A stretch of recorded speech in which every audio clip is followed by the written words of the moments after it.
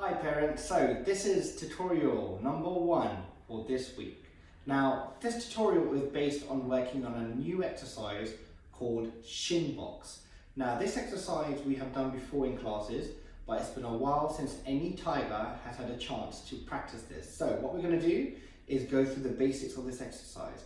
This exercise is going to help with the mobility factor of their hips and their knees, and teach the children how to mobilize on the floor and eventually learn how to get up easier. Because when they do ground fighting, the most problematic thing we find is tigers find it hard to get up from the floor without using their hands. So the problem is they're always putting their hands on the floor, and there is a way to get up from ground fighting position. However, this is a specific exercise called Shin box to teach them how to get up from the floor without the use of their hands. So let's get started. Shin box exercise number 1. So when we do shin box, what we're going to ask you to do is obviously find a bit of space on the floor, and please remember parents, when they train at home, to find like soft flooring or even a simple yoga mat will do. So what we're going to do is ask the children to start by sitting all the way down with their legs crossed. Now from this position parents, it's a stage by stage movement. What we're going to do is ask the children to tap their right leg, pull it out, and they want to put it back behind them like this. So right now my left leg is totally horizontal in front of me, and my right leg is right to the side of me. Now this is the starting point of shin box, okay? And the idea is children, they'll probably fall over, they might find their hips are quite tight. If they really do struggle to sit up, they can use their hands to stabilize. But the goal is to teach them how to sit comfortably without using their hands in this position, okay? So now, this is the first starting position that we need to start with.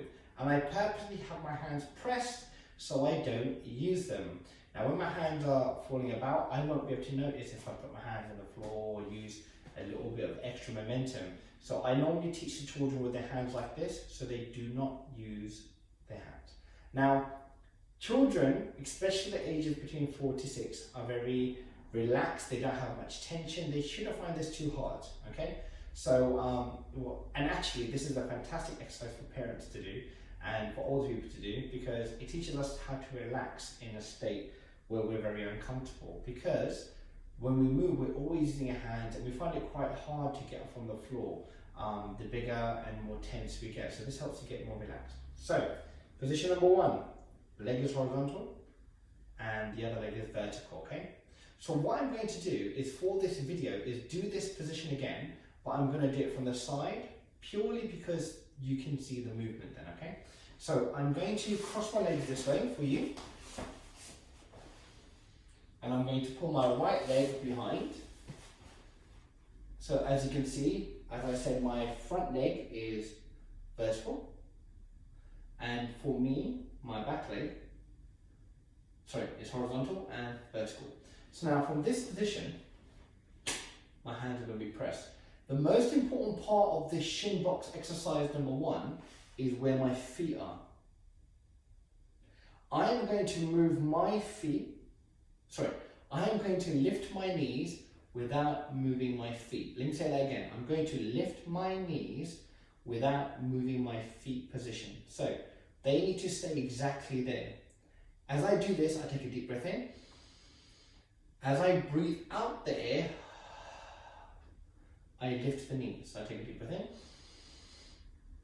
As I go to the middle look, my feet stay where they are. I'm lifting the knees to the front like this.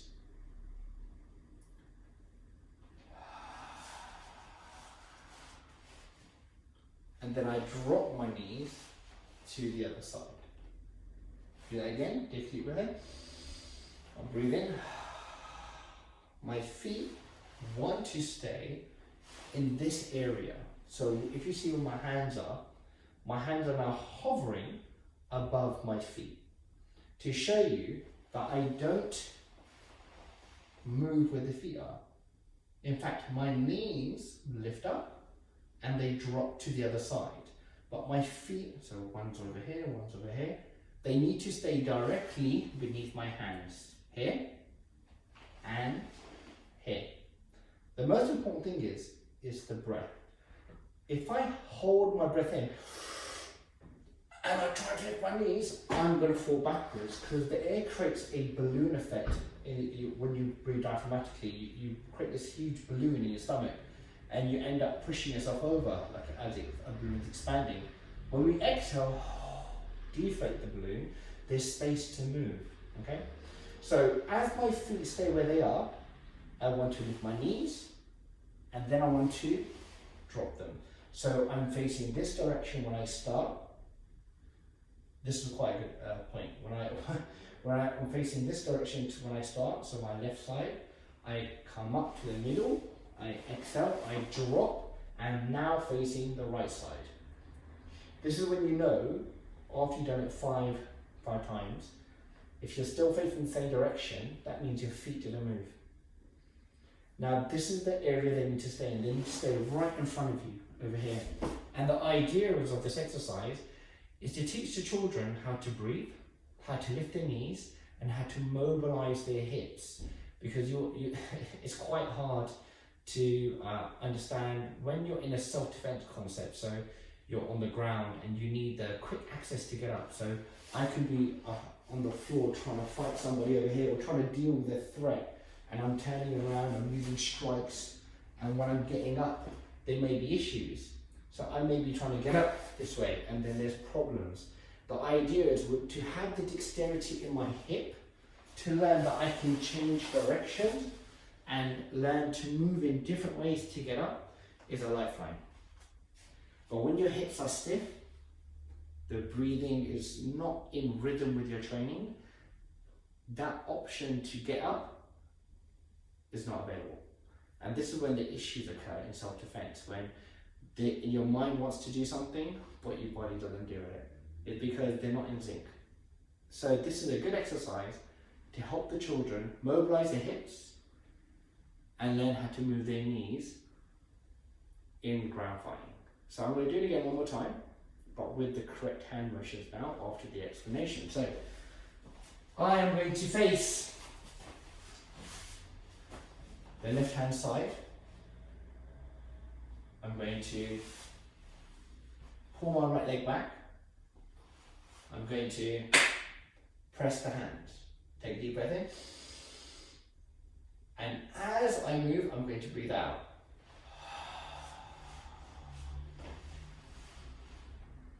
Breathe in and breathe out. Breathe in and breathe out.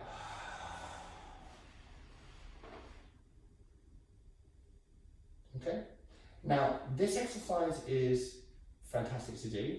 Learning how to do it from one side to the other side, you can count that as 1 rep, 2, 3, 4.